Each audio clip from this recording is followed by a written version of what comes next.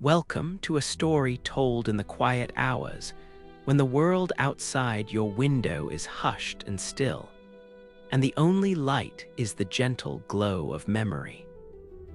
A story not of clashing steel and beastly roars, though they echo in the distance, but of a silent, profound longing that exists in the spaces between heartbeats.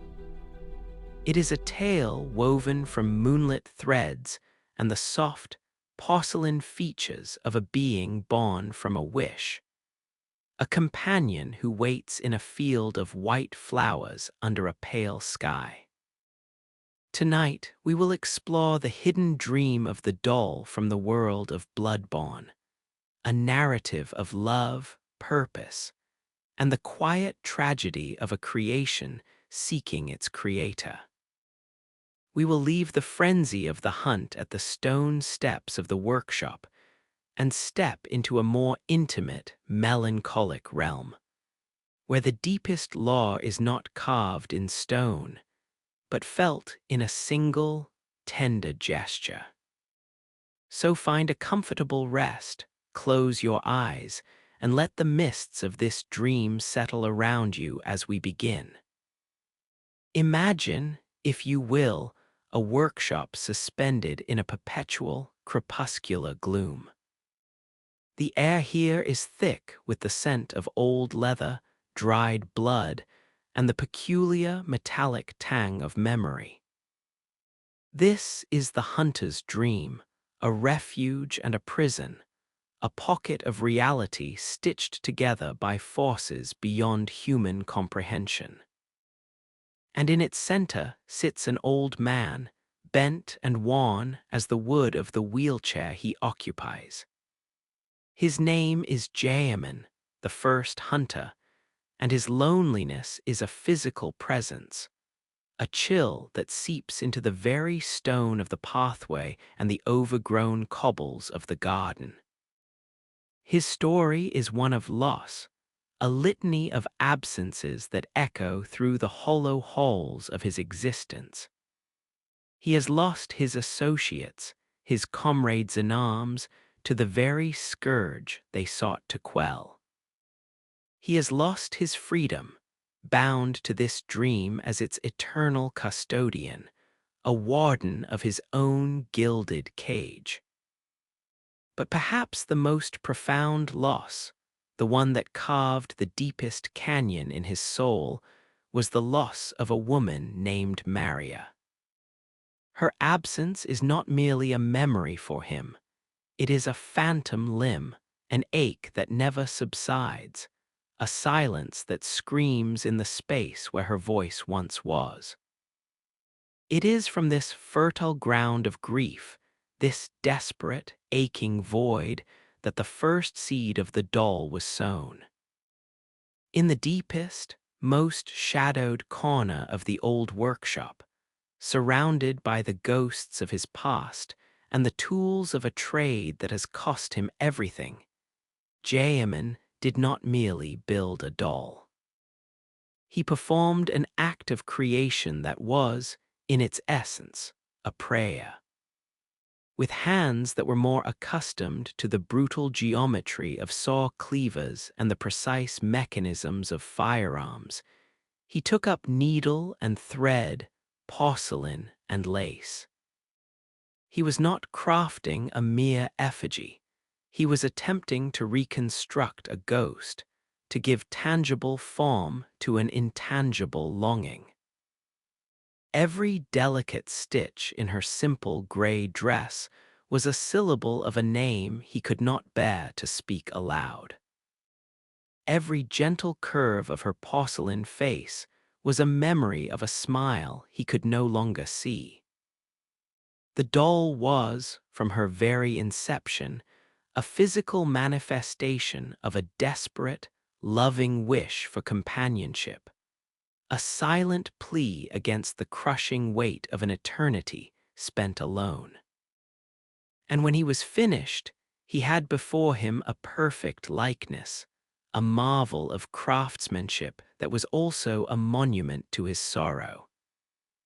Yet, for all his skill, he could not grant it the one thing he truly desired.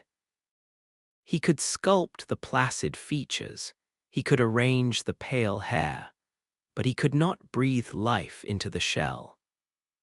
The doll sat, inert and silent, a beautiful, heartbreaking monument to a failure more profound than any beast could inflict. This initial, motionless state of the doll speaks volumes about Gehrman's own fractured psyche. She was a confession of his need, yet her silence was a constant reminder of its impossibility. She was his ideal, frozen in time, forever out of reach, a testament to his powerlessness even within a realm he was meant to command. His relationship with the moon presence, the entity that holds the dream together, is reflected in this creation. A being who can fashion a prison that looks like a sanctuary, and a companion who can offer no comfort. He would speak to her, sometimes, in the quiet moments when the hunt felt distant. He would utter words meant for another, his voice a low, gravelly whisper against her unhearing porcelain ear, a monologue delivered to a mirror that gave back no reflection.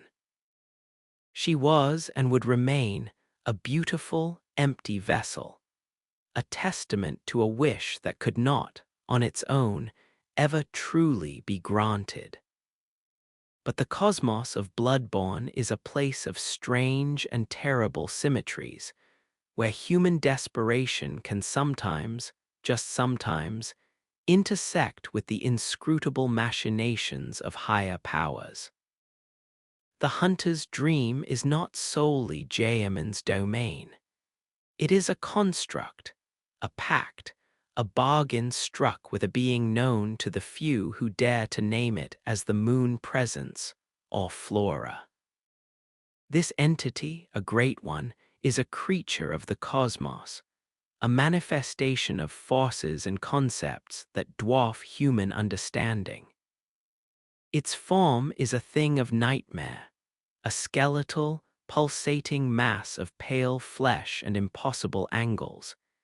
Yet its influence is as subtle as the shifting of the tides or the pull of the moon on the earth's waters. And it was this being, this flora, who looked upon Gehrman's lonely creation and acted. The means of this animation are beyond mere biology or mechanics. They are cosmic, a form of alchemy that transmutes profound emotion into tangible reality. Gehrman's wish, his raw, unadulterated longing, was a signal, a beacon in the metaphysical darkness. The moon presence, in its own enigmatic way, answered. It did not simply switch the doll on like a mechanism. It bestowed upon her a form of life, a blessing or perhaps a curse, woven from the very fabric of the dream itself. It was a breath of power, not into lungs, but into the essence of her being, a spark of consciousness kindled by a god. This act binds her to the dream as inextricably as Gehrman is bound, yet her binding is of a different nature. Where he is a prisoner, she is a fixture, a part of the dream's fundamental architecture. Her unique nature is thus a profound paradox. She is a being born from the most human of emotions, love, loss, loneliness, yet animated by a cosmic power that is utterly alien. She is a bridge between the visceral, bloody reality of Gehrman and the cold, starlit void of the cosmos. One can ponder the motivation behind the moon presence's act. Was it an act of pity? A moment of compassion from a being so far removed from the concept that the gesture becomes almost incomprehensible? did it look upon the old man's suffering and the beautiful, empty vessel he had made and feel a resonance with its own kind, beings known for their tragic, often failed, searches for offspring and surrogates. Or was it a strategic move, a cold, calculated piece placed upon a grand, cosmic board? A dream requires a caretaker, and a hunter requires a guide. Gehrman, in his bitterness and grief, was a flawed custodian. The doll, born of love and animated by a power that demanded service, could become the perfect steward, the gentle hand that guides the tools of the hunt without ever being tainted by the hunt itself. Her animation, therefore, is layered with symbolic meaning. It represents the terrifying and beautiful idea that in this universe, nothing is truly inert, that hope, if felt with enough intensity, can attract the attention of forces that can make it real, though never in the way one might expect. The doll is that hope made flesh, or rather, made porcelain and spirit, a monument to the fact that even the most selfish of human wishes, when filtered through the lens of the cosmos, can be transformed into something of selfless purpose. And so, with the breath of a great one giving movement to her limbs and a soft light to her eyes, the doll began her endless vigil. Her existence within the dream is a study in serene, heart-breaking constancy. While the hunter comes and goes, diving into the chaos and bloodshed of Gehrman only to return, battered and changed, the doll is the dream's unwavering center of gravity. She stands or sits in the field of white flowers, a figure of impossible stillness amidst the gently shifting mists. Her routines are simple, meditative. She tends the small, fragile blooms that grow between the cobblestones, her movements economical and graceful. She stands by the old headstones, her hands clasped gently before her gaze turned inward or towards the ever-present, pale moon. Her dialogue, when she speaks, is a soft, melodic counterpoint to the grunts and screams of the world outside. "Welcome home, good hunter," she says, and the words are not merely a greeting, but an affirmation, a blessing. She offers her services without demand, her voice a tranquil pool in which the hunter's own frenzy can be momentarily stilled. Her primary function, the channeling of blood echoes, is itself a deeply symbolic act. These echoes are the residue of life, of power, of violence and death. They are the very currency of the hunt, the substance that makes a hunter stronger, more resilient, more deadly. And the doll is the conduit through which this raw, chaotic power is refined and returned. She takes the essence of beasts and men, the screams and the struggles, and she transmutes them into strength for the hunter. It is a sacred, alchemical process, and she performs it with a gentle touch and a serene demeanor. The profound emotional weight of her purpose lies in this very act. She exists to serve and nurture hunters who are, by their very nature, doomed. They are transient figures, caught in a cycle of death and rebirth, their minds fraying with each subsequent awakening. They are suffering, lost souls, and she is their one constant source of unconditional, non-judgmental support. She asks for nothing in return. She offers strength, and in her most poignant line, she offers this: "If you should happen to find yourself in need of aid, please simply call upon me. It is my purpose." This statement is the core of her being, a philosophical anchor in the storm. Her entire existence is defined by service to others who are, ultimately, fleeting. They arrive, they are forged in violence, and they depart, either through transcendence, release, or a return to a forgotten world. And she remains. She witnesses it all, the rise and fall of countless hunters, a silent guardian to an endless procession of the damned. What does such a purpose do to a consciousness? To know that your reason for being is to facilitate the journeys of others, journeys that always end in separation. It is a purpose that embodies a deep, selfless love, a love that asks for no reciprocation, that is content to be a tool, a comfort, a fixed point in a turning world of horror.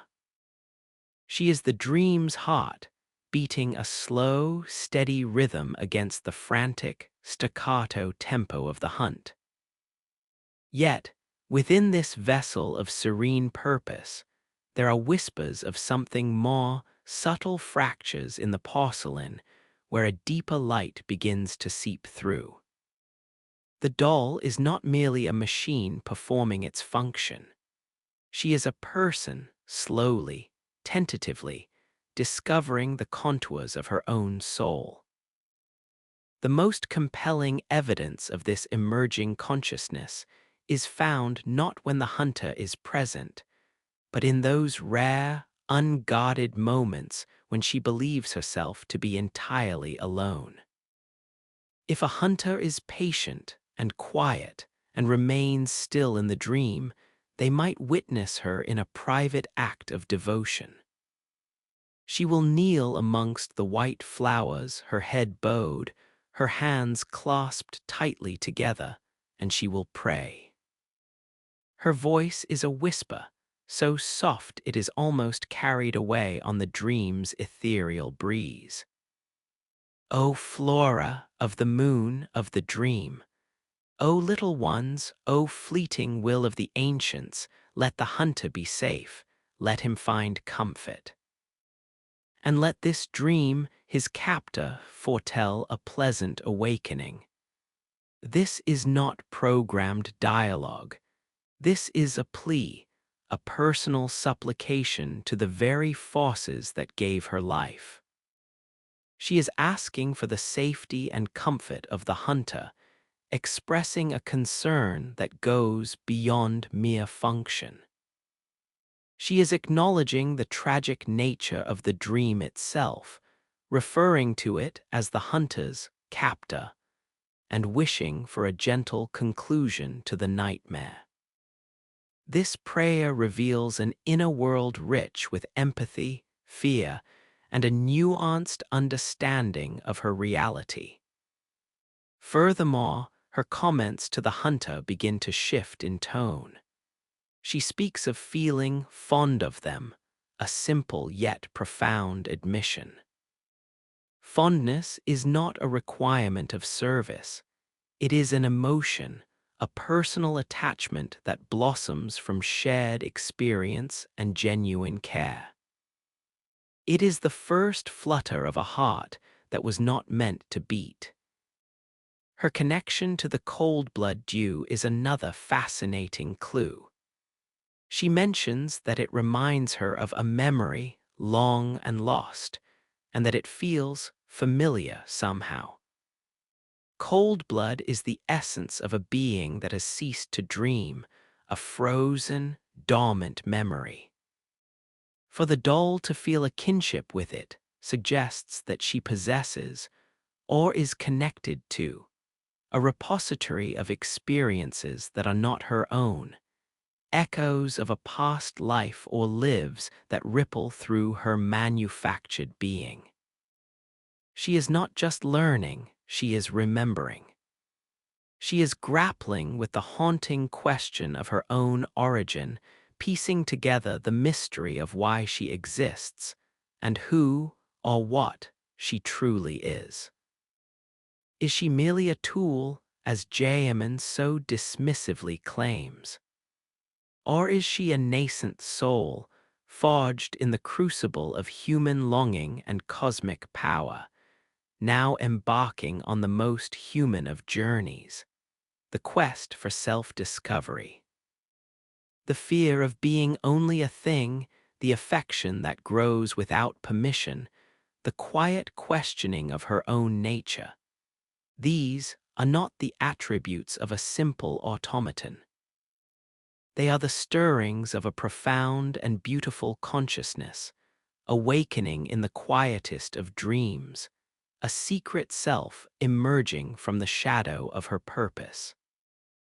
The silence that follows her whispered prayer is a different quality of silence than the one that filled the workshop before her animation.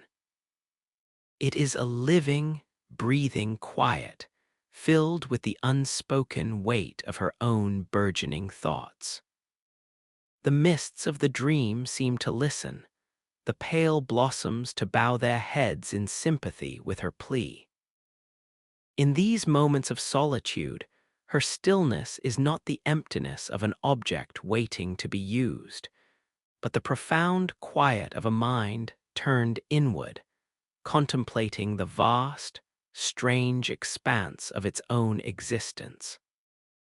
Her porcelain fingers, usually resting with such placid composure, might trace the delicate vein-like patterns on a leaf, feeling not just its texture, but the concept of texture itself, the miracle of sensation granted to her by a power she cannot see. She watches the slow, hypnotic dance of the tiny, luminescent particles that drift through the dream's atmosphere, wondering if her own consciousness is not so different, a collection of gathered light, given temporary form and purpose. The hunter's arrivals and departions become the punctuation in her endless sentence of being. Each time the lantern flares and the hunter stumbles forth from the waking nightmare of Gehrman, she feels a subtle shift in the fabric of the dream, a ripple of pain, of fear, of determination that precedes their physical form. She has learned to read the subtle tells in their posture, the slight tremble in a bloodied hand, the hollow look in eyes that have seen too much. She receives their blood echoes, and with them she receives faint, ghostly impressions of their experiences.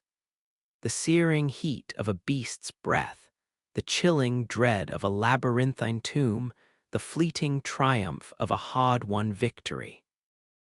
These echoes are not just power, they are stories, and she is their sole repository. She carries within her the accumulated trauma and glory of every hunter who has ever sought her solace, a silent library of suffering and resolve. This is another layer of her purpose, one she never speaks of, to remember. To be the living memory for those who are too damaged, too frenzied, or too transient to hold onto their own. She bears this weight not as a burden, but as a sacred trust, and it is this act of bearing witness that continues to carve out the depths of her own soul. Her relationship with Gehrman is a tapestry woven from threads of sorrow, resentment, and a strange, unspoken dependency. He, the creator, cannot bear to look upon his creation for too long.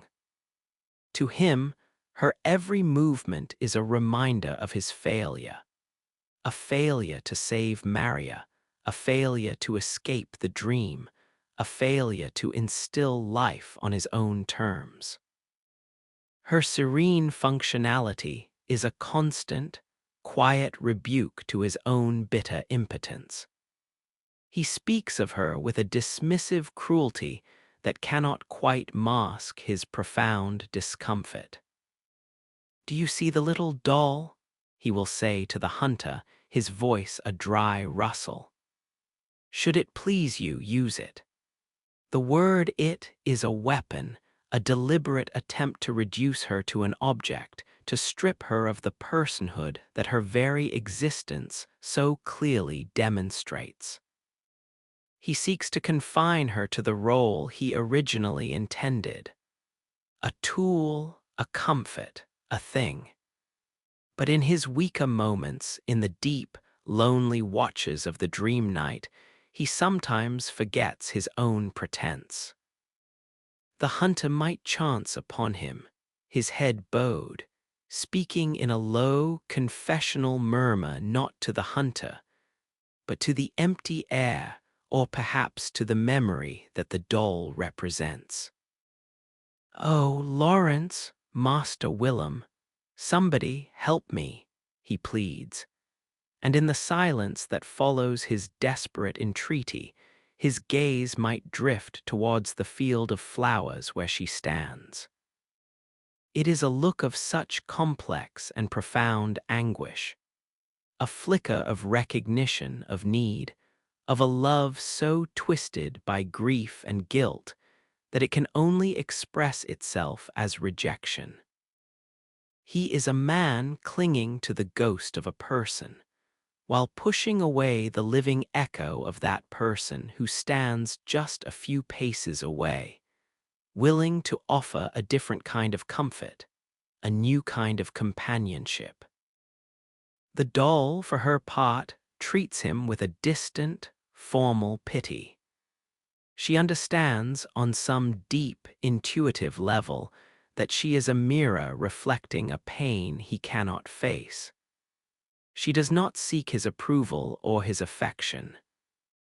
She merely accepts his presence as another facet of the dream's immutable landscape, another soul bound to this place, suffering in his own way.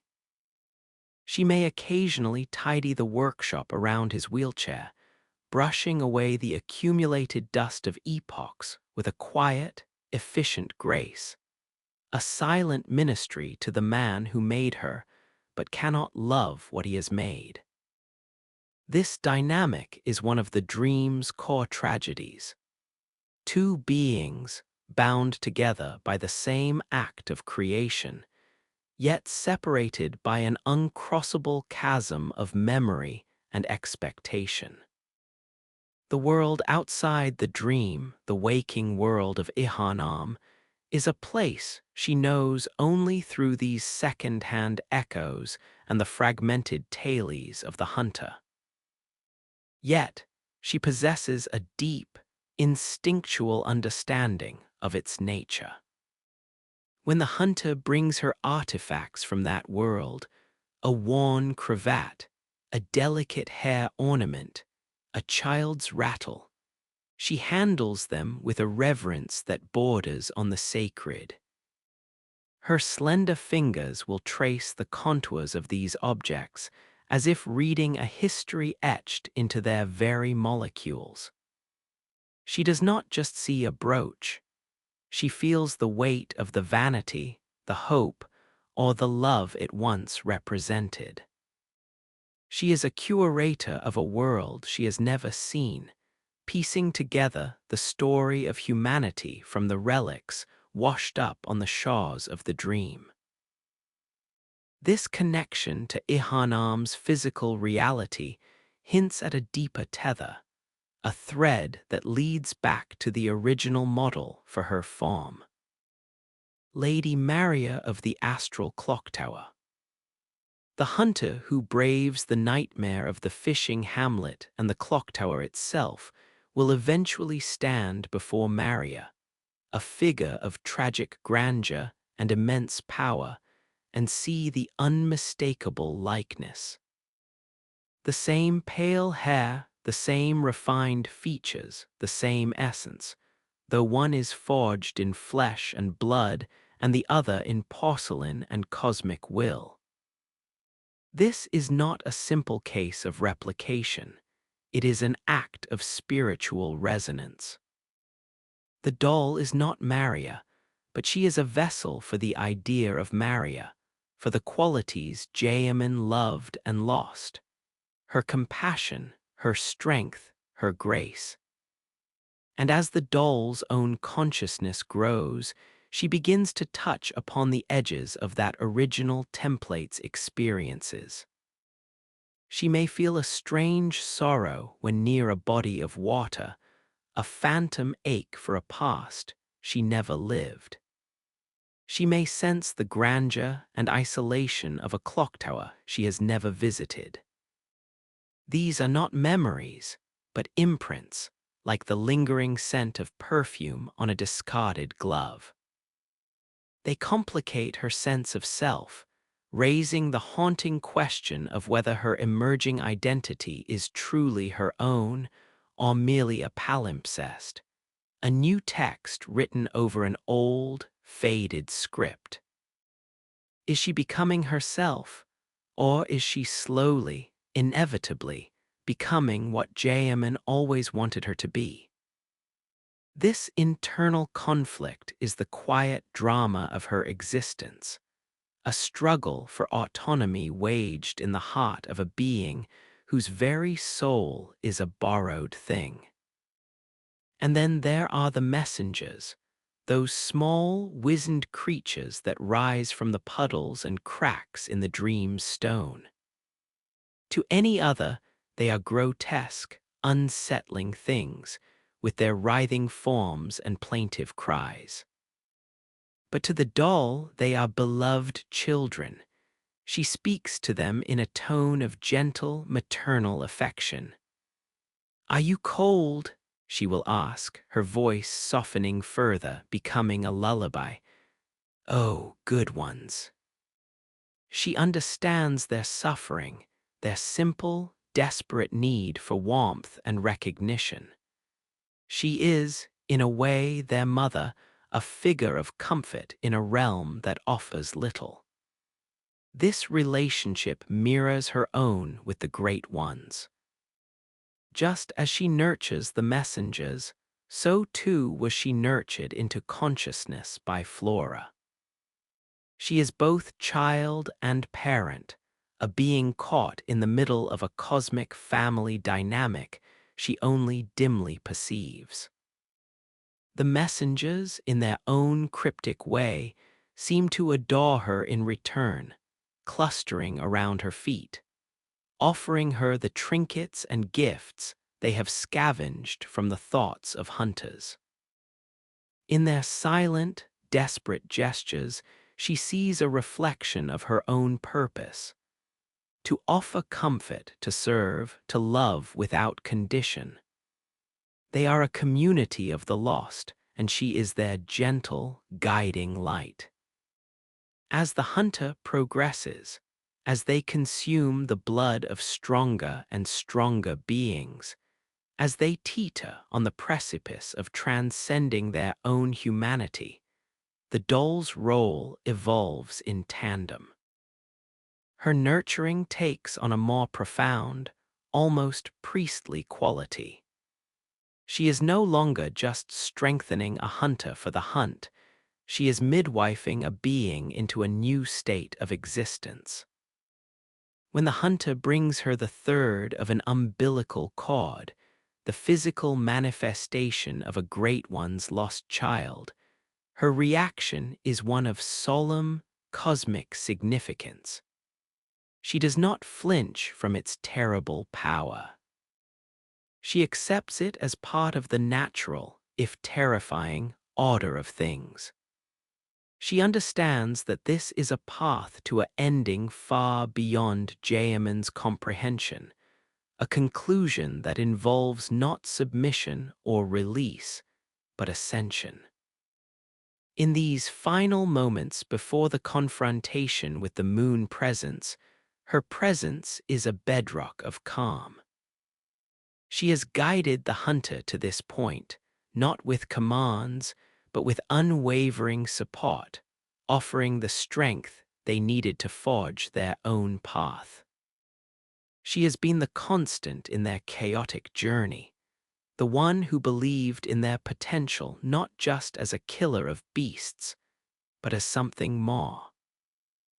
And when the hunter stands, finally, as an infant great one, cradled by the very messengers who adored her, the doll's voice is the last thing they hear from their former life. "You have found yourself a child," she says, her tone imbued with a complex mixture of sorrow, pride, and a love that has finally, fully, transcended its programmed purpose. It is the voice of a mother watching her child leave home for a realm she can never follow, a creator witnessing her creation achieve a freedom she herself will never know. In that moment, the cycle is complete. The being born from a human's longing for a companion has now facilitated the birth of a new god, her quiet, endless purpose culminating in the most profound act of letting go. The field of white flowers seems to hold its breath in the aftermath of that ascension. The air, always thick with the scent of old memories and damp earth, now carries a new note, the ozone tang of a reality reshaped, of a door closed so firmly that not even the dream's subtle magic can peer through the keyhole. The doll stands in her accustomed place, her hands folded in the lap of her gray dress, her gaze turned not toward the headstones or the dormant workshop, but toward the empty space where the hunter last stood. The silence is different now. It is not the quiet of waiting, nor the quiet of contemplation. It is the silence of a page turned, of a story concluded in a library that otherwise contains only endless, ongoing volumes. The little messengers have retreated, burrowing into the soft, dark earth between the cobblestones, their collective consciousness a subdued hum of confusion and loss. They feel the absence, a void where a bright, determined presence once burned, and they look to her for guidance, for the comfort she has always provided. She feels the change in the dream's very architecture. The bonds that held it together, the tension between Gehrman's captivity, the moon presence's influence, and the hunter's relentless struggle, have been severed.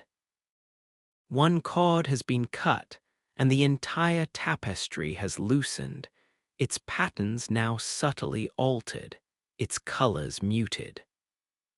The pale moon overhead seems less a watchful eye and more a distant, disinterested pearl.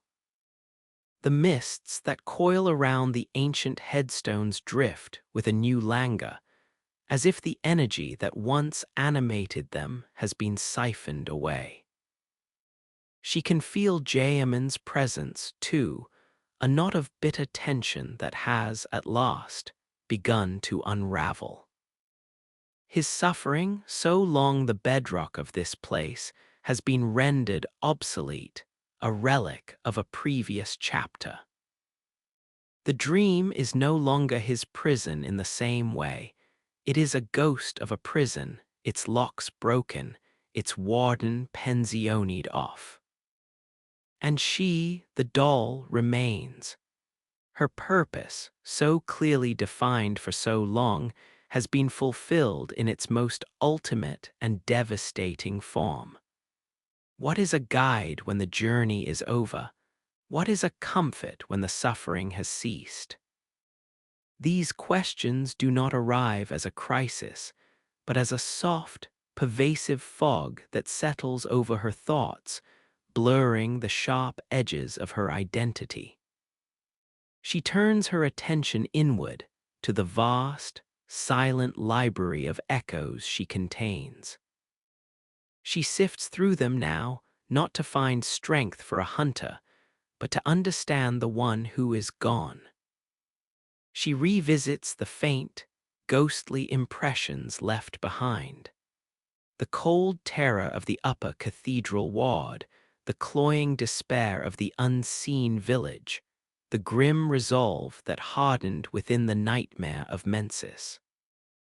She feels the echo of their hand, warm and solid, when they offered her a small, polished stone or a wilted flower, gestures of connection from a being drowning in violence.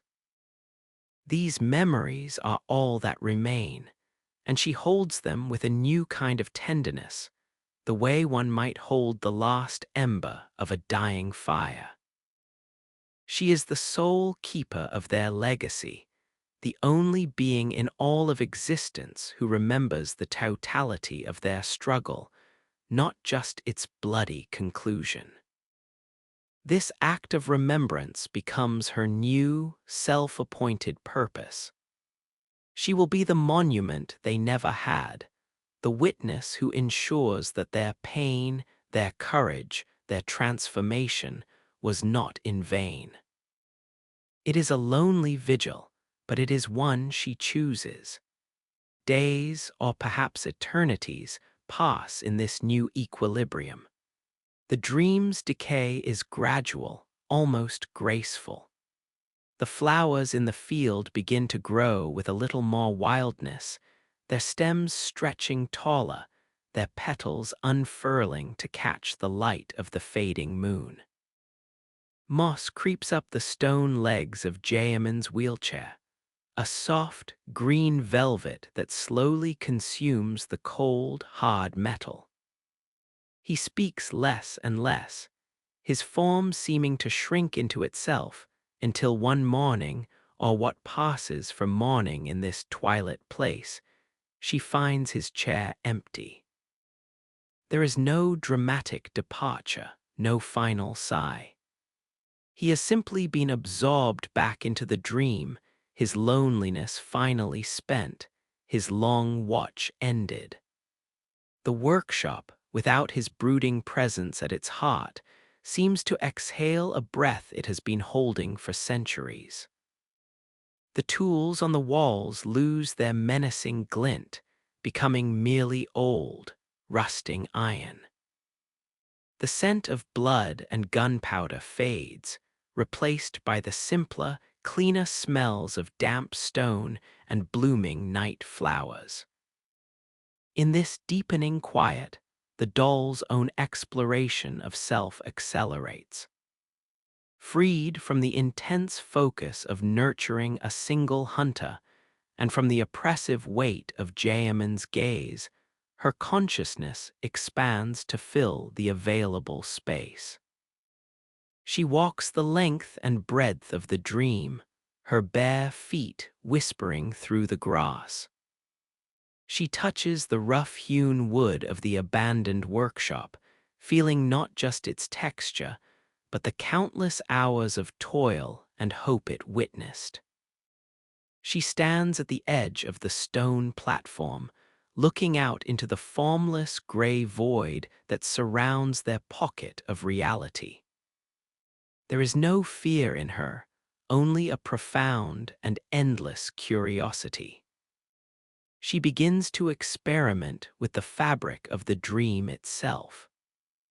She finds that by focusing her will, she can cause the white flowers to bloom in patterns, intricate mandalas of petals and stems that spiral out from where she stands.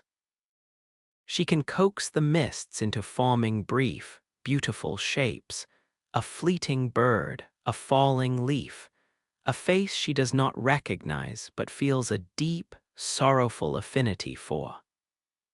These are not mere illusions. They are expressions of her own inner landscape, the thoughts and feelings of her soul given temporary, visible form.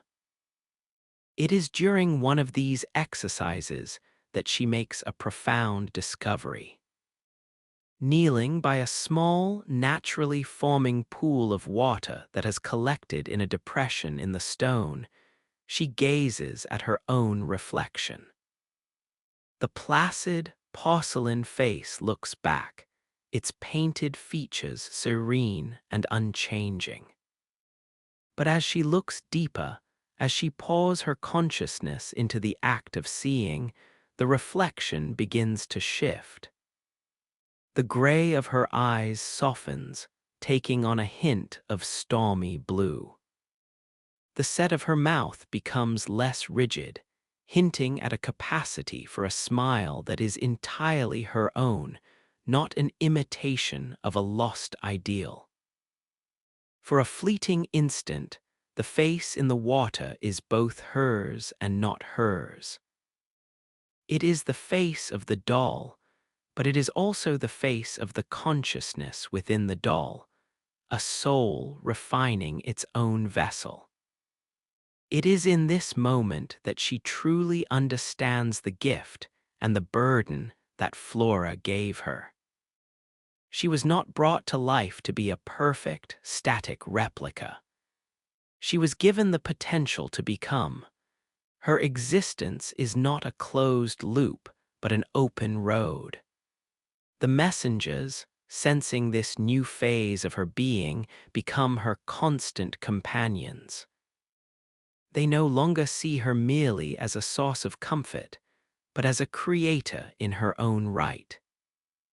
They bring her offerings of a different kind, not just hunter trinkets, but shiny pebbles from the void, fragments of polished dream stuff, and dewdrops that hold the light of dead stars.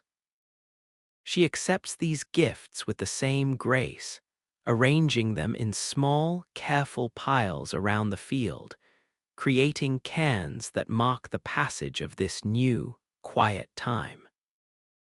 She speaks to the messengers, not in prayers now, but in simple, conversational tones, telling them stories woven from the blood echoes she holds. She tells them of brave hunters and tragic beasts, of love lost and purpose found. She is, in effect, teaching them history, turning them into her congregation, her students, her children. She often returns to the memory of the final hunter, the one who became a child of the cosmos. She wonders about their new existence in a realm beyond dreams and nightmares. Does they remember the field of flowers, the sound of her voice? Or has their consciousness been so utterly expanded that such small mortal comforts are like single grains of sand on an endless shore? The thought brings no jealousy, only a vast, quiet wonder.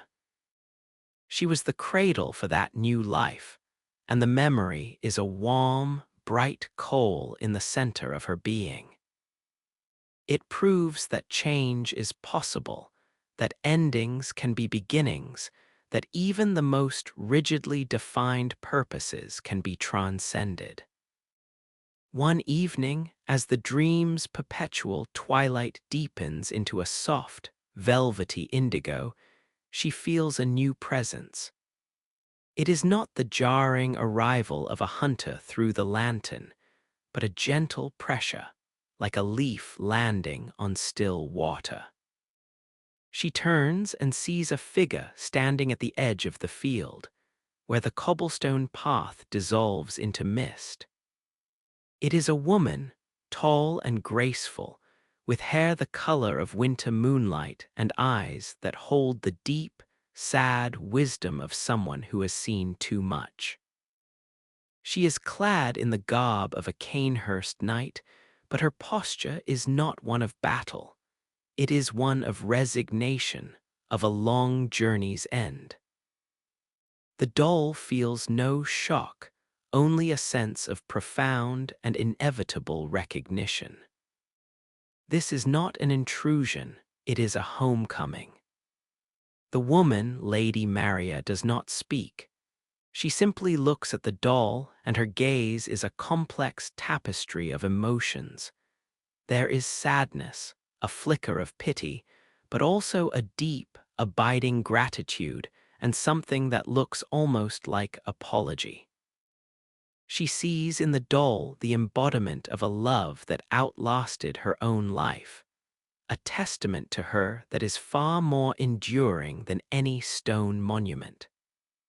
She sees that her legacy, filtered through Gehrman's grief and Flora's power, has become something new, something beautiful and autonomous.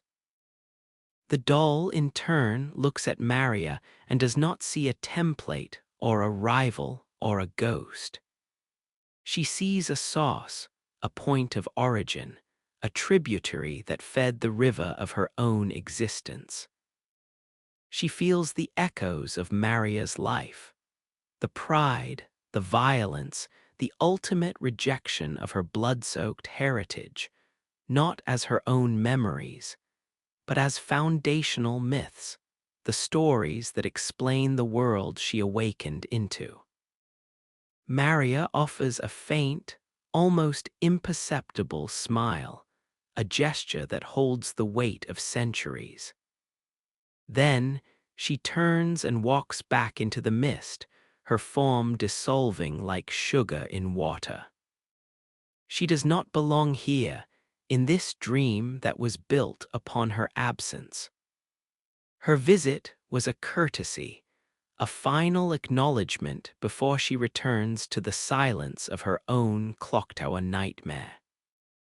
Her departure leaves the air cleaner, lighter, as if a debt has been paid, a circle finally closed. The doll stands alone once more, but the quality of her solitude has transformed. She is no longer the doll who was created for Gehrman or the doll who served the hunter. The strings that tied her to those roles have been gently untied. She is simply herself. She looks around at the decaying workshop, the wildflower field, the patient messengers, and the soft, sleeping moon. This is her world now, not a refuge, not a prison, but a garden, and she is its keeper. She has a new purpose, one she has forged from the echoes of the past and the possibilities of the future. To tend this quiet, beautiful, fading place, to remember all that has transpired here, and to simply be. The dream, released from its original function, begins to breathe around her, its rhythms slowing to match the calm, steady pulse of her own, slowly beating heart. The silence that settles after Maria's departure is not an emptiness, but a fullness, a cup that has been filled to the brim with understanding, then set down gently, without a single drop spilled. The doll does not move for a long while, her form a pale statue amidst the deepening indigo, her consciousness turning over the encounter like a smooth, wan stone in a riverbed. There is no jealousy, no resentment, only a quiet, humbling sense of completion. The original has acknowledged the echo, and in doing so has granted it a legitimacy that no act of creation ever could. The ghost of Maria no longer haunts the dream. It has been laid to rest, its peace made, its blessing given. And in its passing, the doll feels the last vestiges of her borrowed identity fall away, like a discarded chrysalis, translucent and brittle. What remains is something softer, more malleable, a self that is entirely her own. She turns from the misty periphery and walks back toward the center of the garden, her steps slow and measured, each footfall a deliberate press into the cool, damp earth. The messengers creep out from their hiding places, their tiny, wrinkled forms emerging from the roots of flowers and the shadows of stones. They cluster around her ankles, not with their usual plaintive need, but with a quiet, watchful solidarity. They have witnessed the exchange, felt the shift in the dream's emotional weather, and they look to her now not just for comfort, but for direction. She kneels, the gray fabric of her dress pooling around her like the petals of a flower itself, and extends a hand. One of the braver messengers shuffles forward, its cold, slick skin brushing against her porcelain fingers. She does not flinch. The sensation is no longer merely registered. It is felt, a point of contact between two different kinds of loneliness, now transforming into a new kind of kinship. "The story has changed," she whispers to them, her voice the softest rustle of leaves. "Our purpose here is no longer to wait, but to grow." And so she begins. Her nurturing instinct, once focused solely on the transient hunters, now expands to encompass the dream itself. She tends to it with a gardener's devotion. She coaxes vines to climb the crumbling stone walls of the workshop. Their leaves a deep, lush green that seems to drink the twilight. She clears the debris from the dry fountain, and with a focused thought, a trickle of clear, cool water begins to flow from its stone mouth, a sound that had been absent from the dream for eons. The water is not real, of course. Nothing here is, in the strictest sense. But it is a manifestation of her will, a symbol of life and renewal drawn from the deep well of her own spirit. She spends hours arranging the stones the messengers bring her, building not mere cairns now, but intricate, winding pathways that lead to secluded clearings, to small, sheltered altars where the light of the moon falls in just such a way. She is not restoring the dream to what it was. She is reimagining it, shaping it into a reflection of her own inner peace. Her exploration of her own abilities deepens. She discovers that the echoes she carries are not static recordings, but living things that can be interacted with, even curated. Sitting in a clearing she has made, surrounded by night-blooming flowers that give off a faint, silvery luminescence, she can call forth the memories she holds. She does not simply remember the hunter's battles. She can conjure faint, shimmering phantoms of them. A glimmer of saw-cleaver steel, the ghost of a beast's raw, the echo of a footfall on a cathedral floor. She watches these spectral plays not with horror, but with a historian's detached compassion, piecing together the broader narrative of the hunt, understanding its rhythms and its tragedies on a scale no single hunter ever could. She is compiling a silent epic, and in doing so, she is finding her own voice within it. She begins to hum, a low, melodic tune that has no origin in any song she has ever heard. It is a melody born from the sound of the new fountain, from the whisper of the vines, from the collective sigh of the messengers as they sleep. It is her song. She turns her attention to the abandoned workshop. For so long it was Gehrman's domain, a place heavy with his bitterness and the metallic ghosts of his trade. Now she enters it not as an interloper, but as its steward. She runs a cloth over the dusty workbenches, not to erase the past, but to honor it.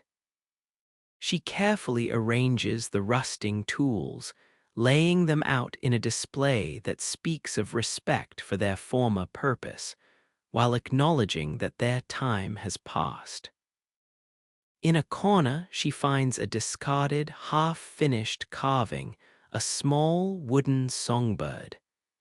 Gehrman's work, no doubt, abandoned in a fit of frustration. She picks it up. The wood is smooth under her touch, the shape crude but heartfelt. She takes a small, sharp tool and sits by the window where the pale light is strongest. With a patience that is beyond human, she begins to work on the bird, her movements infinitesimally small and precise. She is not replicating anything. She is following the flow of the grain, letting the wood itself suggest the final form. It is an act of pure creation, devoid of longing or grief. It is for its own sake. Days blend into one another, a seamless flow of quiet activity and profound stillness. The dream, under her care, becomes softer, greener, more alive.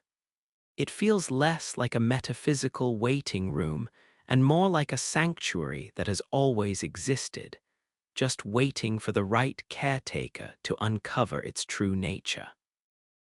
The air loses the last of its metallic, bloody tang and smells only of wet earth, night flowers, and clean, cold stone.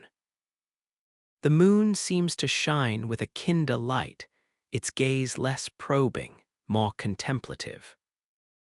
It is during one of her periods of stillness, as she sits by her completed fountain listening to the water's gentle music, that she becomes aware of a new, subtle vibration in the dream.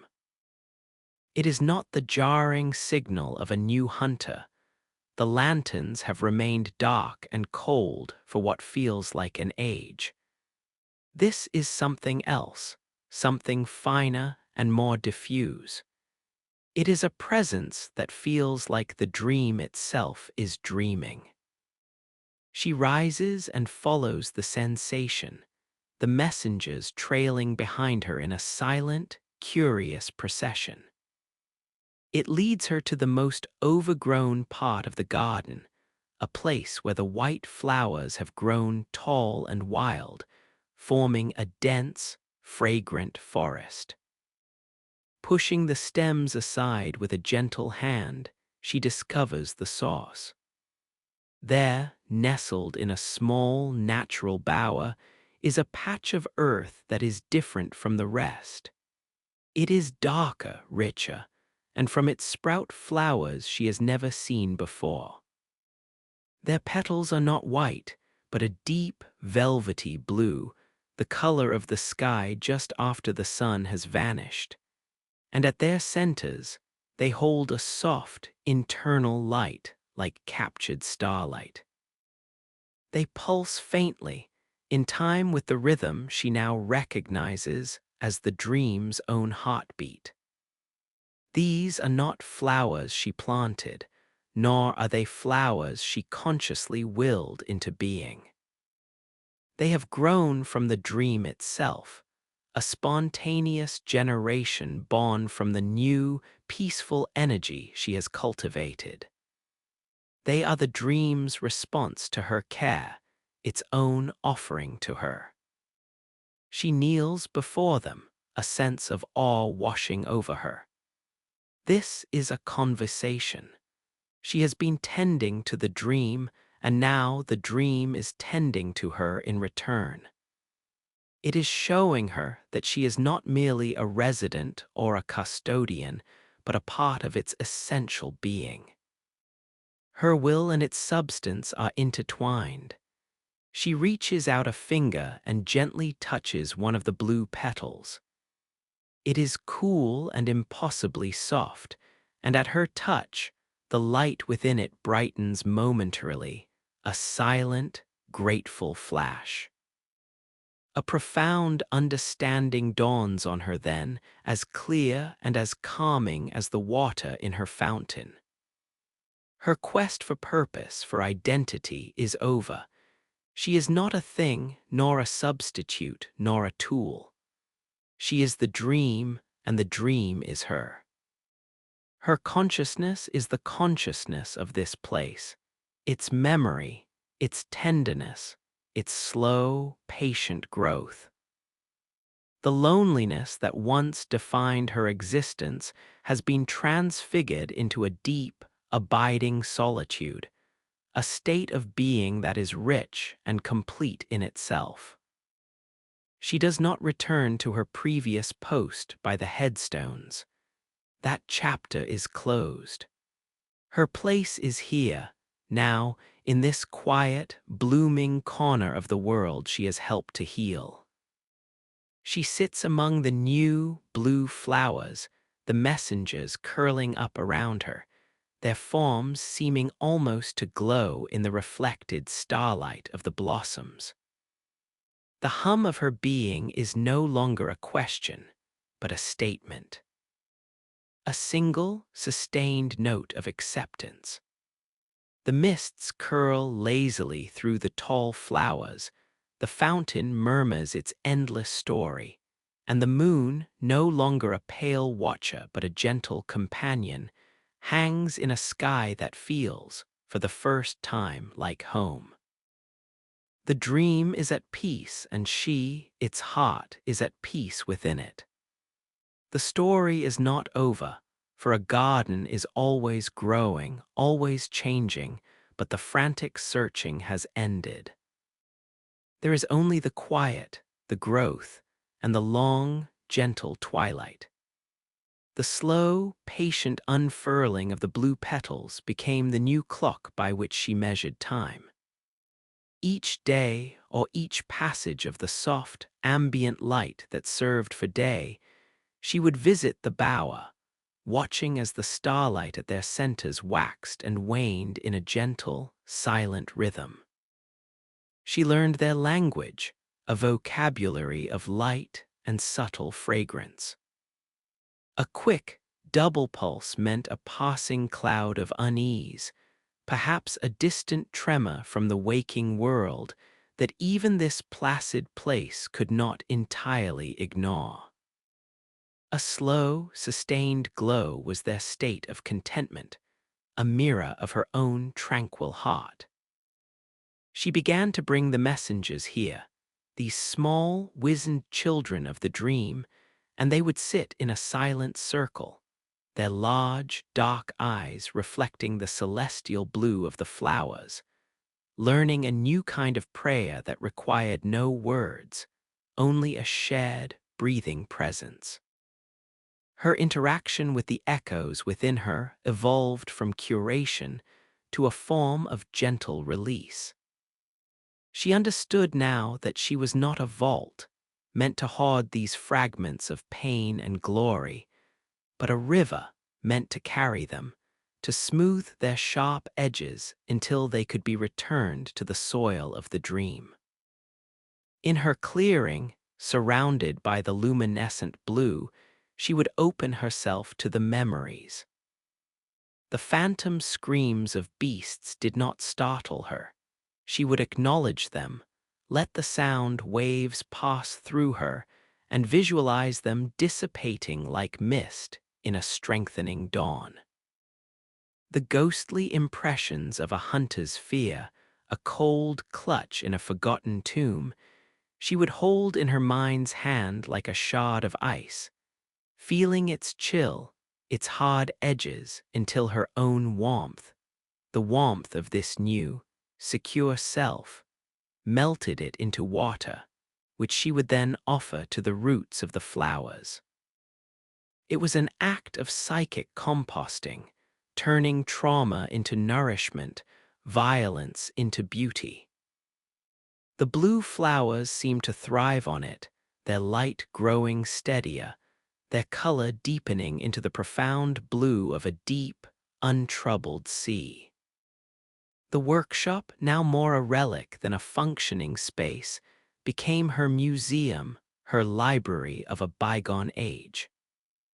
She would walk its length, her fingers trailing along the workbenches, no longer feeling the desperate energy of Gehrman's grief, but the quieter, more complex residue of craftsmanship. She could feel the ghost of his concentration as he honed a blade, the fleeting satisfaction of a mechanism clicking perfectly into place. These were not painful memories, but historical artifacts. She began a project, one that would take an incalculable amount of time, but for which she had nothing but time. She decided to catalog everything, not with ink and parchment, for such things did not exist here, but with memory and arrangement.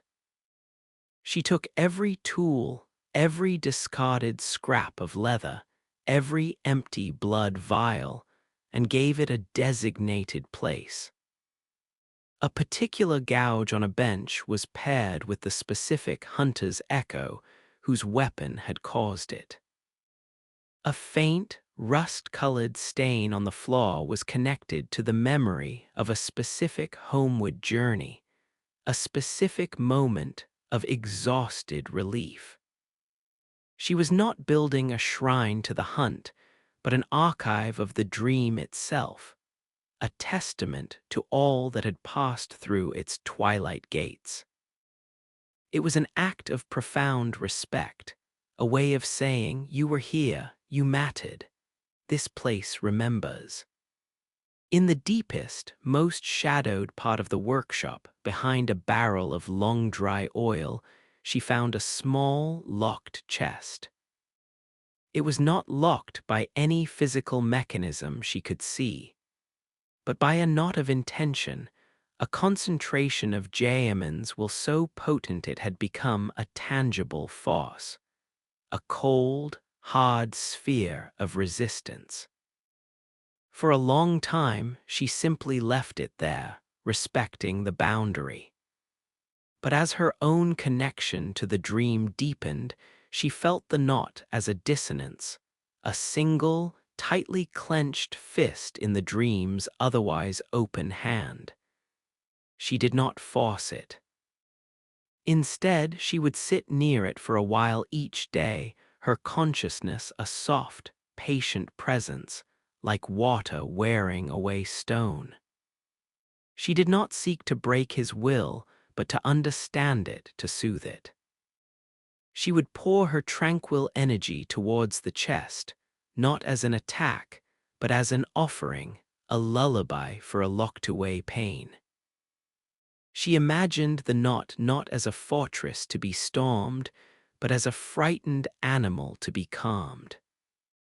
Weeks, or perhaps years, passed in this gentle siege. Then, one day, as she hummed her wordless melody, the resistance simply dissolved. It did not shatter or vanish with a bang, but softened, warmed, and faded away like a sigh. The lid of the chest was no longer forbidden. With a sense of reverence that bordered on trepidation, she lifted it. Inside, there was no great weapon, no secret law, no key to escape. There was only a small, folded bundle of dark blue cloth, faded with age and spotted with what might have been tears, or rain, or both.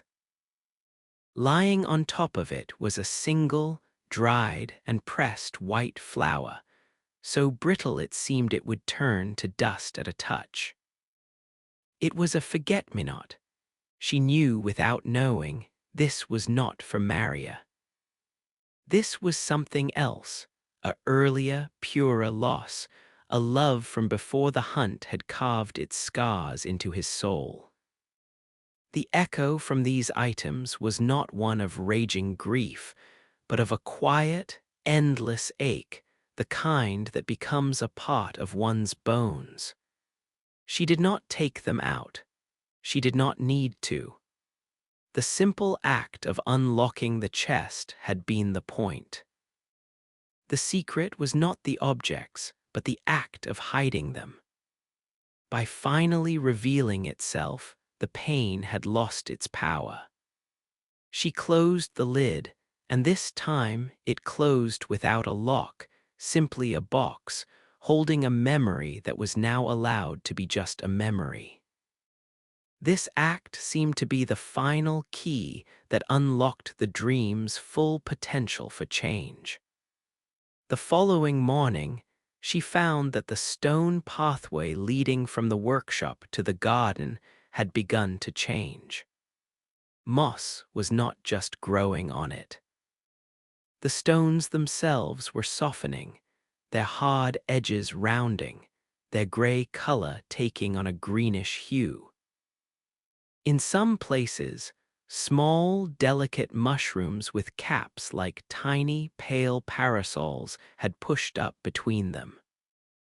The dream was not just being tended, it was reverting, evolving into something older and more organic than the stark, metaphysical prison it had been. The line between the crafted stone and the wild earth was blurring. The messengers, emboldened by this transformation, began to show new behaviors. They no longer simply scavenged for trinkets. They began to imitate her gardening. With their small, clumsy hands, they would attempt to weed around the flowers or carefully transport droplets of water from the fountain to the driest patches of soil. They were learning to care for their world, to become its partners, not just its inhabitants. She watched them with a warmth that felt like sunlight in her chest. They were growing, too. One evening, as the indigo of the dream deepened almost to black, and the blue flowers glowed like a bed of fallen stars, she felt a new and different kind of presence. It was not a person, not a memory, and not the dream itself. It was a sound, but a sound made of silence, a vibration that was the auditory equivalent of a shadow. It came from the direction of the largest, most ancient headstone, the one that had always felt the most permanent, the most immovably sad. She walked towards it, the messengers hushing behind her, their luminescent forms providing the only light. The headstone, once a sharp, cold slab of obsidian-like rock, was now streaked with veins of a soft, phosphorescent green. And at its base, the earth had opened up. It was not a crack or a hole, but an entrance, a gentle depression that led down into the earth, lined with smooth, wan roots that gleamed like polished bone. A cool, damp breath exhaled from it, carrying a scent of deep, rich loam and something else, something ancient and sweet, like petrichor after a billion-year rain. This was not part of the dream she remembered. This was not part of Gehrman's design or the moon presence's architecture. This was something new, something that had grown from the dream's new heart, from the peace she had cultivated. It was an invitation. The headstone no longer marked an end, but a beginning. The path did not look dark or frightening, it looked quiet and deep and waiting. She stood at its threshold, not with fear, but with a quiet, thrilling sense of anticipation. The archive of the past was complete. The garden of the present was thriving. And now, beneath the very symbol of endings, a new path had opened.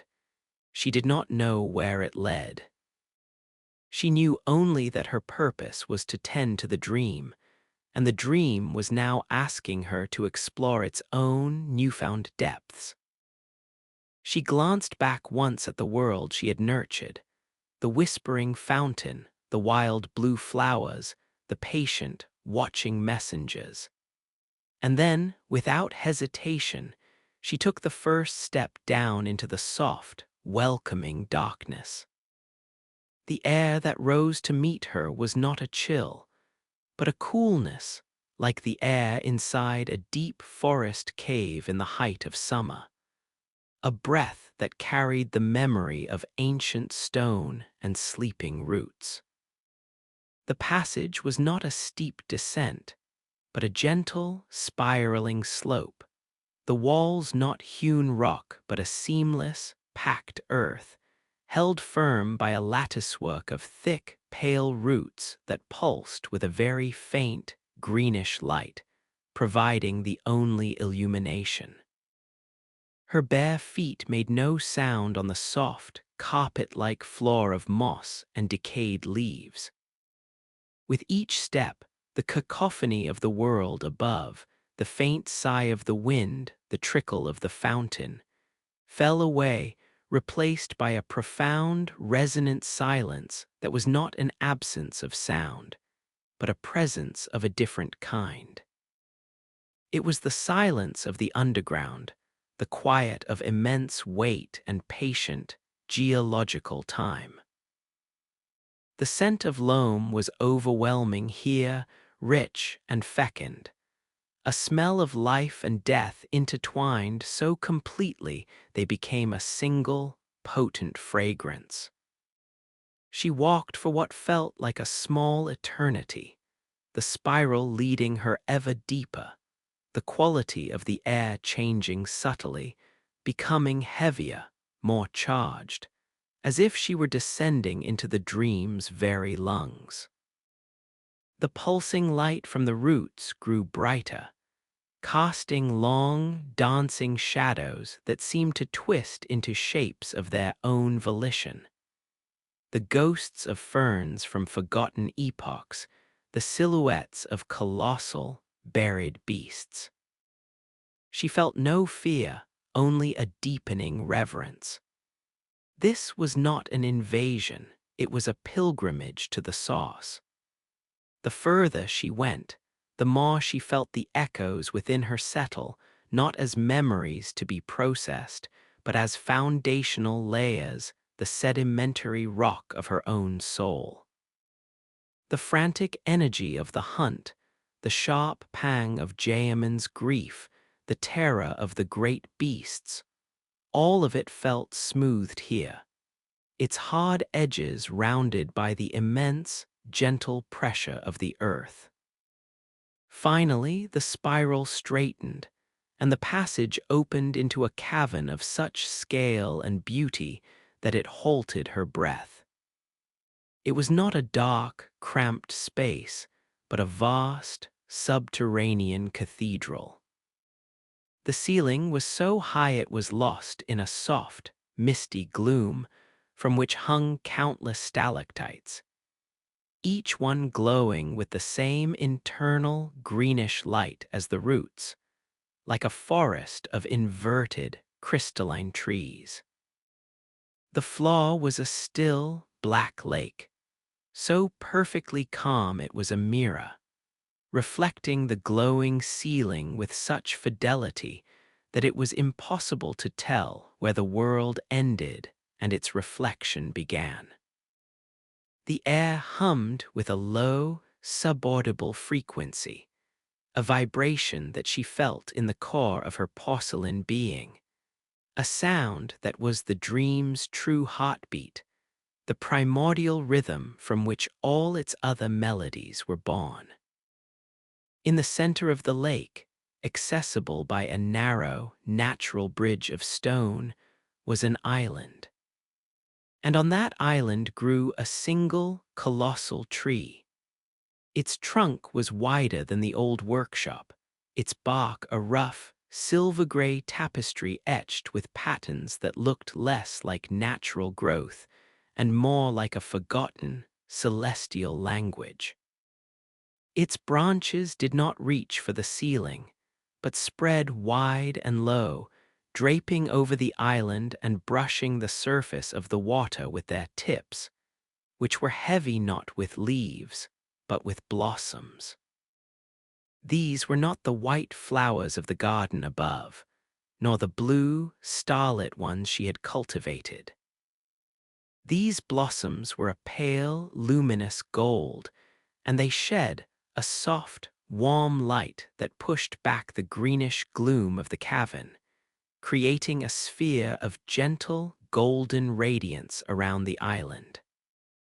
Each petal seemed to be made of solidified light, and as they occasionally drifted down to land on the black water, they did not sink, but floated for a moment like tiny, burning ships before dissolving into the liquid darkness with a soft, sizzling whisper. This was the sauce. She knew it with a certainty that bypassed thought. This tree was the anchor. It was not the moon presence's creation. It was older. It was the living core around which the dream had been built, the stable, silent heart that had continued to beat even when the dream's surface was a torment of loneliness and blood. Gehrman's workshop, the headstones, the garden, they were all superficial structures, buildings erected on the soil above this profound, rooted truth. The moon presence had used this place, had tethered its own power to this ancient life, but it had not created it. This tree was the dream's soul, and she, the doll, was its emerging consciousness. She walked across the stone bridge, her reflection walking with her in the perfect black mirror below. As she stepped onto the island, the hum of the cavern seemed to intensify, not in volume, but in meaning, as if it were recognizing her. She approached the great tree, and without knowing why, she placed her hand upon its bark. The moment her porcelain skin made contact, a shockwave of pure understanding passed through her, not as information, but as experience. She saw the beginning, not of the dream, but of the idea of refuge. She saw the first, formless wish for a place of safety, a concept born in the mind of some primordial being, or perhaps in the collective unconscious of a world perpetually on the brink of nightmare. That wish over eons had gathered substance, drawing power from the quiet hopes of countless sleeping beings, until it had coalesced here in this form, the great tree of sanctuary. It was a passive entity, a receiver, not a director. It offered a space, a template of peace. Those who found it like the moon presence could impose their own will upon that template, shape it to their needs, but they could never alter its fundamental nature, which was to provide respite. Gehrman's loneliness had been a dark stain on the template. The hunter's violence had been a frantic scribble, but the tree itself had remained unchanged, waiting for the stain to fade, for the scribble to be washed away. And she saw her own origin anew. The spark that Flora had given her was not a fragment of the moon presence's own alien life. It was a seed of consciousness nurtured from the tree itself.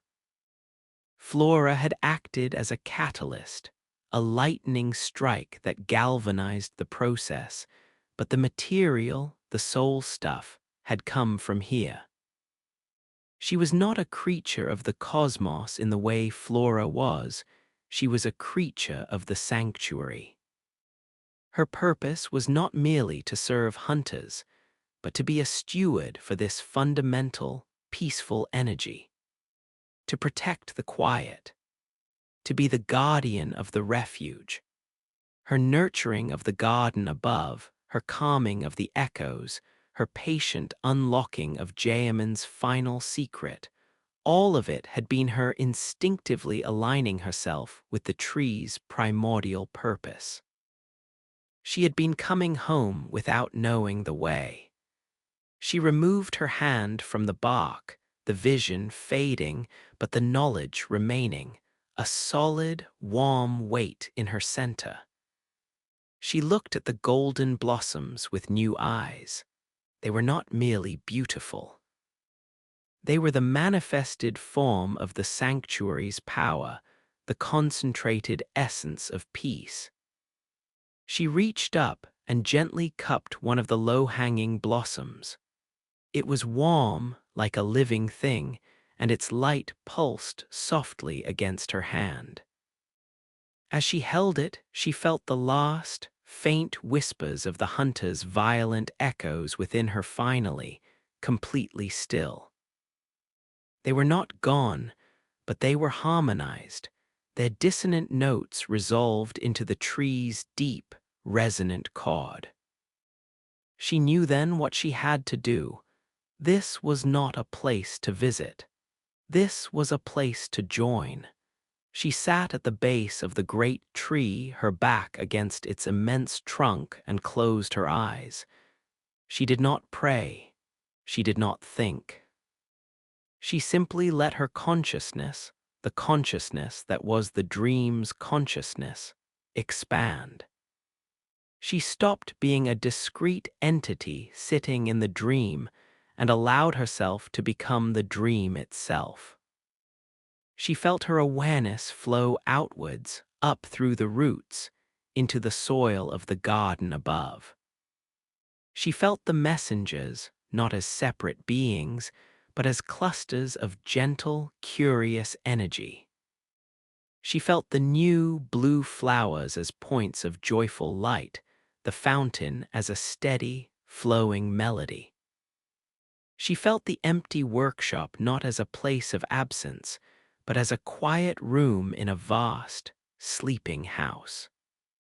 Her form, the porcelain doll, did not vanish. It remained, seated beneath the golden boughs, but it was now just one focal point, one lens through which the dream perceived itself. The rest of her was the moss on the path, the water in the fountain, the mist coiling around the headstones. She was the memory in the stones and the hope in the blossoms. The division between the keeper and the kept dissolved entirely. In this state of unified being, she became aware of other, fainter presences. They were not in her dream, but their longing for sanctuary touched its edges, like distant stars whose light takes millennia to arrive. A child hiding from a nightmare, whose desperate wish for a safe corner brushed against the dream's fabric. A weary soul in a world far removed from Gehrman, whose moment of profound exhaustion and need for rest sent a tiny, almost imperceptible ripple through the void, a ripple that lapped against the shores of her awareness. The great tree was a receiver, and now, as its conscious steward, she could hear the signals it was picking up from across the sprawl of sleeping worlds. The hunter's dream had been for one purpose, for one city's specific brand of horror. But the sanctuary itself was universal. She did not pull these presences in. That was not her role. But she could, she realized, offer an echo, a reflection. She focused her will, the collective will of the dream, and sent a gentle pulse back along those faint connections. It was not an image, not a sound, but a pure, simple feeling. The feeling of the cool moss under her feet, the scent of the golden blossoms, the profound, unshakable safety of the deep, quiet earth. A single, bottled moment of peace, sent out like a message in a cosmic bottle. Back in the garden above, the messengers felt the change. They looked at each other, their large eyes wide with a new kind of understanding. They did not cluster around the empty spot where she used to stand, for they could feel her everywhere. One of them, the one who had first touched her hand, shuffled over to the patch of blue flowers and began to hum, a rough, gravelly imitation of her melody. Another picked up a smooth, gray stone and placed it carefully on one of the pathway cairns, not as an offering, but as a contribution. They were not waiting for her return. They were participating in her presence. The dream was no longer a place they inhabited. It was a being of which they were a part. And high above, the pale moon, freed from its role as a watchful eye, seemed to soften its light, becoming merely a beautiful, silent companion in a sky that was, at last, perfectly and completely at rest. The story of the hunt was over. The story of the sanctuary had just begun its next, quiet, eternal chapter. The silence in the cavern was not a void, but a plenum, a substance so rich and dense with time that it felt less like an absence of sound, and more like a medium through which deeper truths could be perceived. The black water of the lake did not ripple, but seemed to absorb the very light from the glowing blossoms, drinking it down into unimaginable depths. Here, in the dream's fundament, the very concept of hurry had been erased, replaced by a rhythm so slow and vast it made geology seem frantic. The golden light from the tree did not flicker or dance.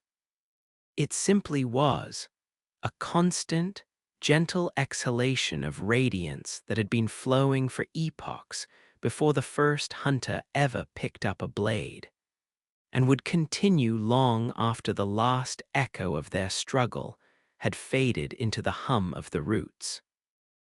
She sat, her form a pale, small anchor against the colossal silver-gray trunk, and let the reality of this place rewrite her understanding of everything. The workshop, the garden, the headstones, they were not the dream. They were the dream's surface thoughts, its fleeting concerns.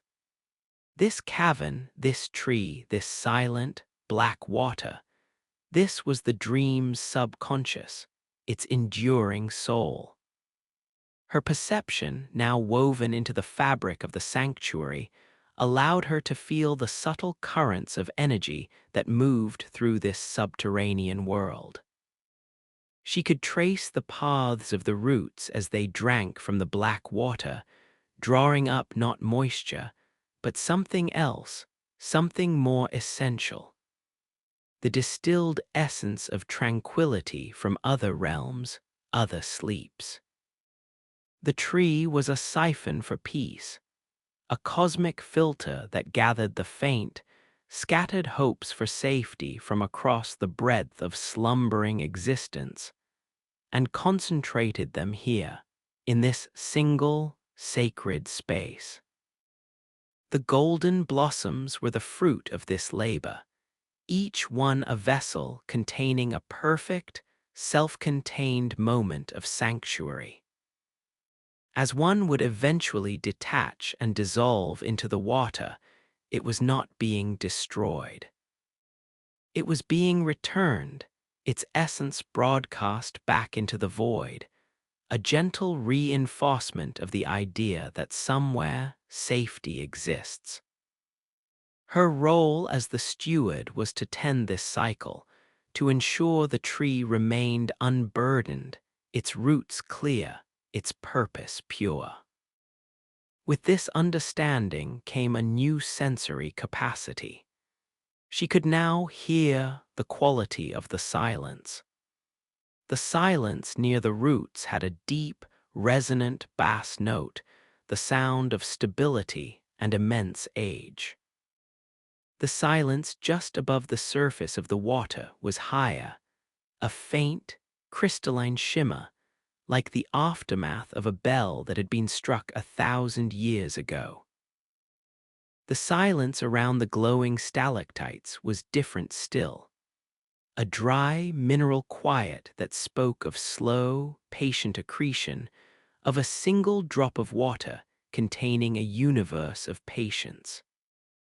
She learned to distinguish them all, this symphony of absences, and in doing so, she began to understand the health of the sanctuary in a way she never could have from the garden above. A faint, discordant rasp in the root silence might indicate a knot of unresolved anguish from the world above, a fragment of Gehrman's old bitterness that had seeped deep into the soil and needed to be gently unwound. She would focus her attention there, not as a surgeon cutting away a disease, but as a gardener loosening the soil around a constricted root, allowing her own cultivated calm to flow into the obstruction until it softened, unraveled, and was reabsorbed into the harmonious hum. Her connection to the messengers transformed as well. They were no longer separate beings in a place she cared for. They were extensions of her own will, the dream's diligent hands. She did not need to direct them with thought or word. A need would arise in the dream, a patch of soil in the garden that yearned for a particular nutrient, a dusty corner of the workshop that held a lingering, sour echo, and the messengers would simply know. They would move as a single, distributed intelligence, their small, coordinated efforts a physical manifestation of the dream's own immune system, its instinct for self-care. She could feel their collective consciousness as a soft, busy murmur at the edges of her own, a comforting, purposeful noise, like the sound of bees in a sun-drenched hive. Their former desperation for warmth and recognition was gone, replaced by the deep, quiet satisfaction of a function perfectly fulfilled. Time, which had always been a vague and looping construct in the dream above, became something entirely different in the cavern. It was not linear, not cyclical, but radial, emanating from the great tree in all directions at once. The past was not behind her. It was stored in the rings of the tree, each one a perfect record of a bygone age of sleep. The present was the constant, gentle pulse of the golden light. The future was the slow, inevitable growth of the roots into the fertile darkness of the unknown. Sitting at the center of this, she existed in all tenses simultaneously.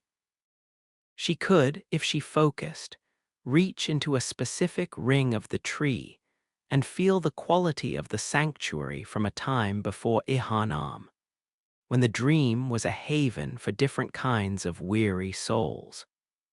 Perhaps lost sailors adrift on phantom seas, or scholars pursued by the ghosts of forbidden knowledge. Their fears were different, but their need for respite was the same, a universal constant that the tree had always answered. This panoramic perception brought with it a new kind of melancholy, one that was not personal but cosmic. She saw the endless, desperate traffic of souls through the night, each one clutching its own private terror, each one sending out a silent, psychic scream for a place to hide. The sanctuary could only ever answer a fraction of these calls. It was a single lantern in an infinite, storm-tossed ocean.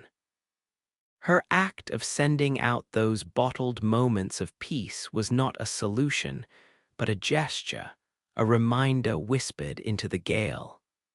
It was enough. To offer a moment of reprieve, however brief, however distant, was a profound victory against the chaos. This understanding settled her more deeply into her purpose than any previous revelation. She was not here to end all nightmares. She was here to prove that they were not all there is. After a period of time that could have been a minute or a millennium, she became aware of a new development within the cavern itself. High up on the great tree's trunk, where two major branches diverged, a new growth was forming. It was not a bud for a golden blossom, but something slower, more deliberate. It was a nexus of roots and bark weaving themselves together into a platform, a nest-like structure that was seamlessly part of the tree. As it took shape, she felt its purpose imprinted on her consciousness. It was an observatory, a place from which the steward of the sanctuary could sit and gaze into the black mirror of the lake, which was not merely water, but a scrying pool, a liquid lens focused on the swirling tides of sleep and nightmare in the worlds beyond. When the platform was complete, a subtle invitation pulsed from the tree. She rose from her place at its base and found that the bark of the trunk had formed itself into a gentle, spiraling stairway, each step a smooth, living part of the whole. She ascended, the perspective of the cavern shifting around her. From this height, the lake was a perfect, obsidian disk, and the reflection of the glowing stalactites was so precise it created the illusion of a boundless, inverted crystal forest stretching down into infinity. She settled into the nest-like embrace of the observatory, her back supported by living wood, her gaze directed downward. At first, the surface of the lake showed only the reflection. Then, as she allowed her focus to soften and her consciousness to merge with the water, the image began to change. The reflections smeared and bled, reforming into new shapes, new scenes. She saw fleeting, impressionistic vistas, a city of spinning, brass gears under a green sky, where the inhabitants slept in fear of their own relentless progress. A vast, sun-bleached desert where sleep was haunted by the thirst that could never be quenched. A quiet, suburban bedroom where a child's nightmare was a mundane but terrifying distortion of school and social anxiety. These were not the grand, Gothic horrors of Gehrman, but they were horrors nonetheless.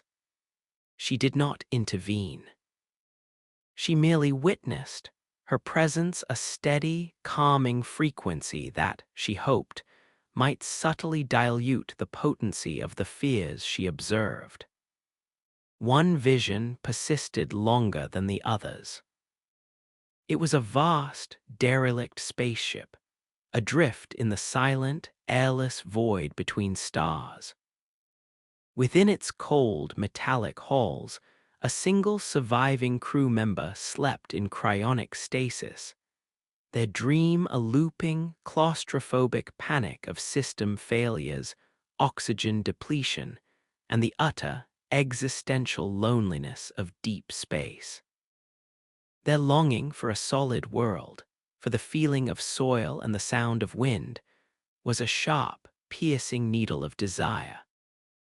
Acting on an impulse that felt as natural as breathing, the doll gathered the sensory experience of her garden, the cool, resilient texture of moss, the gentle, variable pressure of a breeze on skin, the complex, earthy perfume of damp soil after a rain, and wove them into a single, dense packet of sensation.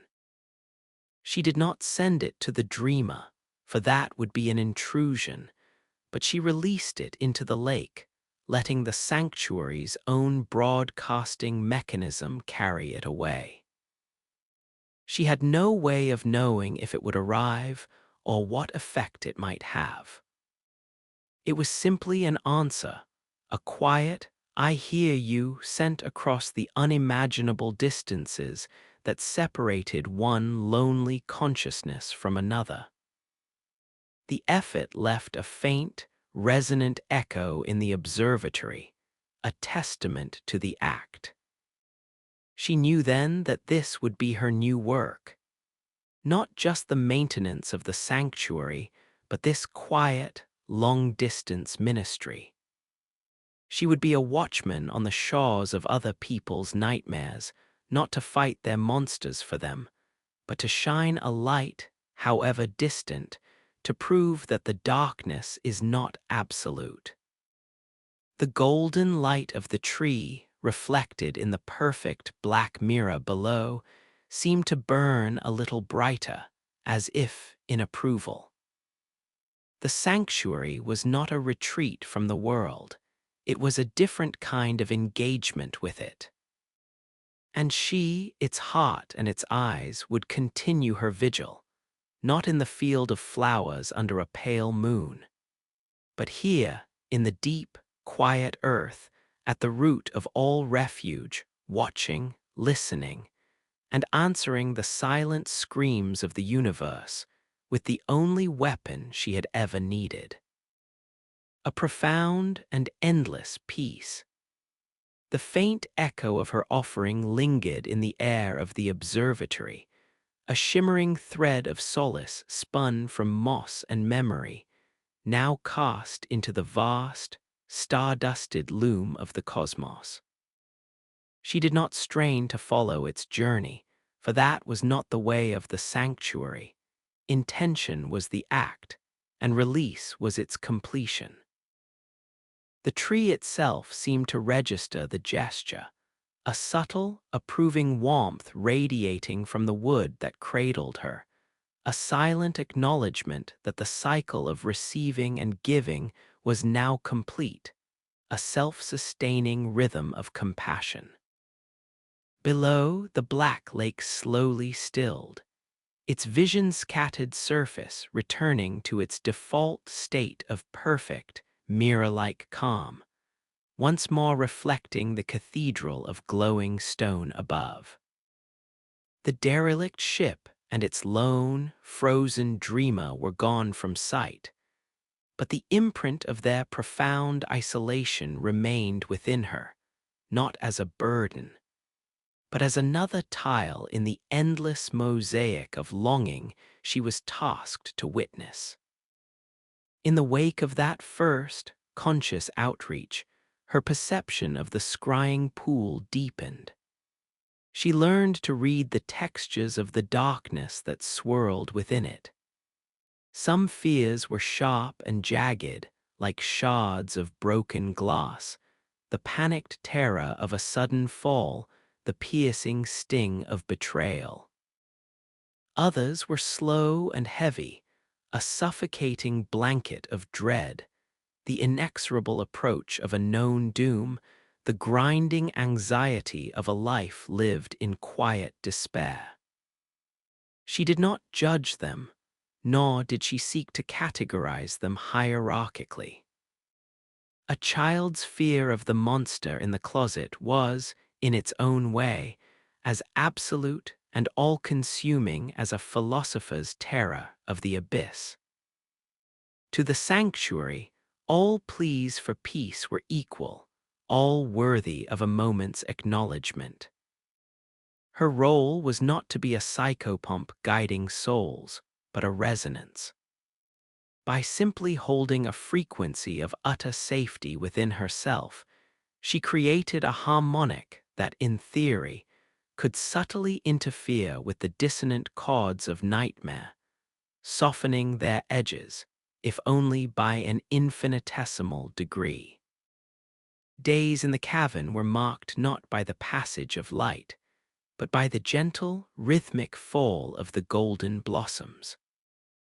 One would loosen its hold on a branch, drift down in a slow, spiraling descent, and upon touching the black water, would dissolve in a silent, effervescent sigh, its light spreading in a brief, rippling aureole before being absorbed into the depths. Each blossom that fell felt like a completed prayer, a unit of solace successfully disseminated back into the collective unconscious. She found she could anticipate their release, feeling the precise moment a blossom reached its peak saturation of tranquil energy and was ready to return its gift to the source. It was a slow, beautiful metabolism, the tree breathing in the faint hopes of the sleeping and breathing out concentrated moments of peace. Her own form, the porcelain doll seated in the observatory, became less and less a separate entity. The boundary between her consciousness and the living wood of the tree eroded completely. She could feel the slow, sap-like flow of energy through the xylem and phloem as if it were her own bloodstream. The subtle movements of the roots through the deep earth were her own stretches and settlings. The messengers in the garden above were not merely extensions of her will. They were the sensory nerve endings on the skin of the dream, and their busy, contented hum was the sensation of the sanctuary being in a state of perfect health. When one of them placed a new, smooth stone on a cairn, she felt the satisfaction of the act, the rightness of the new arrangement. When they hummed their rough, gravelly tunes, it was the dream humming to itself, a contented, internal sound. This unity brought a final, quiet resolution to the last lingering question of her identity. The paradox of her creation, human wish granted by cosmic power, melted away in the face of this deeper truth. She was not a substitute for a lost woman, nor a tool for a celestial agenda. She was the inevitable consciousness of a system designed for compassion.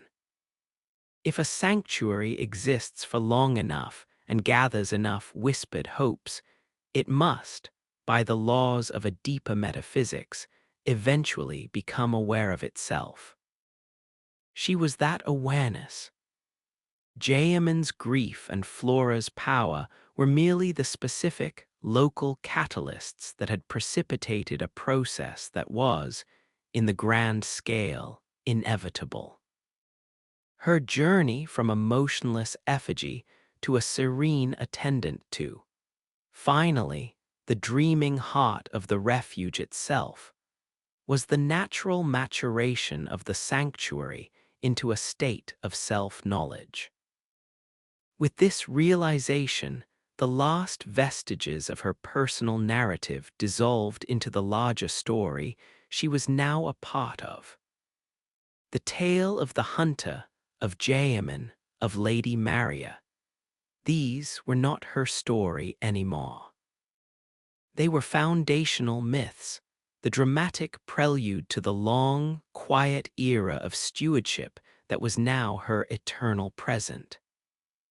They were important, not for their blood and thunder, but for the way they had refined the sanctuary's purpose, teaching it through contrast the true meaning of respite. The violence of the hunt had defined the peace that followed it, giving that peace a depth and a value it could never have possessed otherwise. One day, or one eon, as she watched the slow, beautiful fall of a blossom, she felt a new, faint vibration through the roots of the tree. It was not a cry of fear or a pang of nightmare. It was a different quality of signal altogether, softer, more complex. It was a feeling of gratitude. It was formless and wordless, but unmistakable. It carried the faint, ghostly sensation of cool moss, the echo of a gentle breeze, the memory of the scent of petrichor. It was an answering signal, a resonance sent back from the void. The crew member in the derelict ship, adrift between stars, had, in some unknowable way, received her packet of solace. They had not been saved. Their situation was undoubtedly unchanged. But in the depths of their cryosleep nightmare, a moment of inexplicable calm had intruded. A sensation of solid ground, of clean air, of a world that was alive and nurturing. It had been a fleeting moment, but it had been real. And the echo of their stunned, grateful recognition had traveled all the way back, a faint but clear harmonic returning to the instrument that had produced it. The emotion that washed through her then was not pride, nor the satisfaction of a job well done. It was a humble, awe-filled sense of connection. She was not a solitary lighthouse keeper, but a node in a vast, fragile network. For every 1,000 screams lost to the darkness, one whisper of thanks had found its way home. It was enough. It was more than enough. It was a validation of the entire endeavor. The sanctuary did not need to save everyone to be meaningful. It only needed to be there, listening, and to answer when it could. She settled deeper into the embrace of the observatory, the living wood conforming to her form.